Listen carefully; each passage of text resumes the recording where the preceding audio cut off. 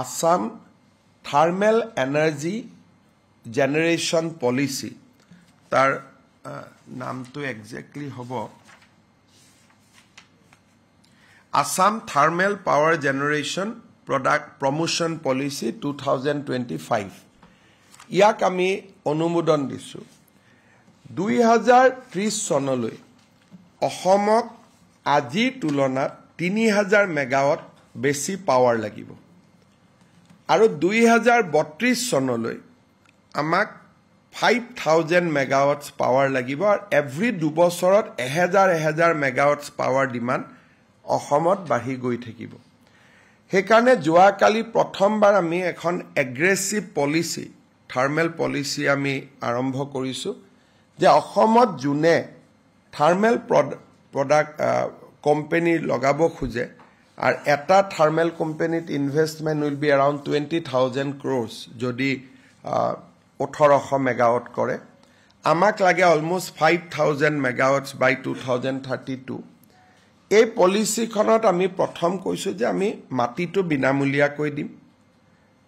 সৰকাৰে পাওয়াৰ কিনিব কিন্তু টেন্ডাৰতহে কিনিব তেওঁলোকৰ পৰা ডাইৰেক্ট কিনিব বুলি কথা নাই যেটো গ্ৰিডত যদি তাতকৈ কম পাও তাতে কিনিম কিন্তু আমাৰ ডিমান্ড তো থাকিব আপ টু 5000 তোমালোকে যদি কমত দিয়া তোমালোকৰ পৰা আমি লব পাৰিম সৰকাৰে পানী দিব আৰু ৰাস্তা ঘাট বনাই দিব আৰু কোনোবাই যদি বিচাৰে যে জেনেকে আমি নামৰূপত 40% অসম সৰকাৰে ইনভেস্ট কৰিছো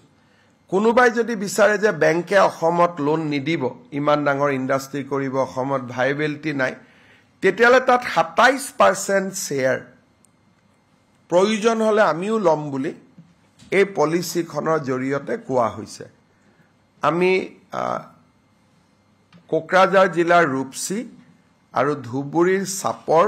গোৱালপাৰা জিলাত এনেকে আমি প্ৰায় 6-7 জায়গা আমি মাটি মোটামুটি ঠিক কৰিছো এটা পাৱাৰ প্ল্যান্টত 3000 বিঘা মাটি লাগে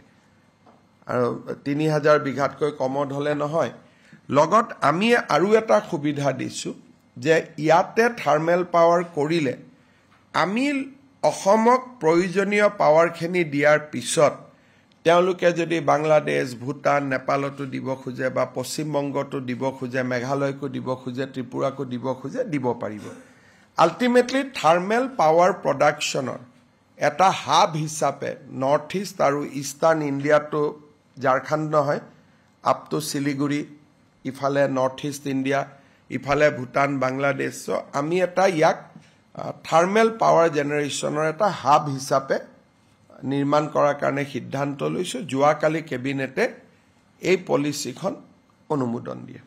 এখিনি আমাৰ যোৱাকালি কেবিনেটৰ সিদ্ধান্ত আছিল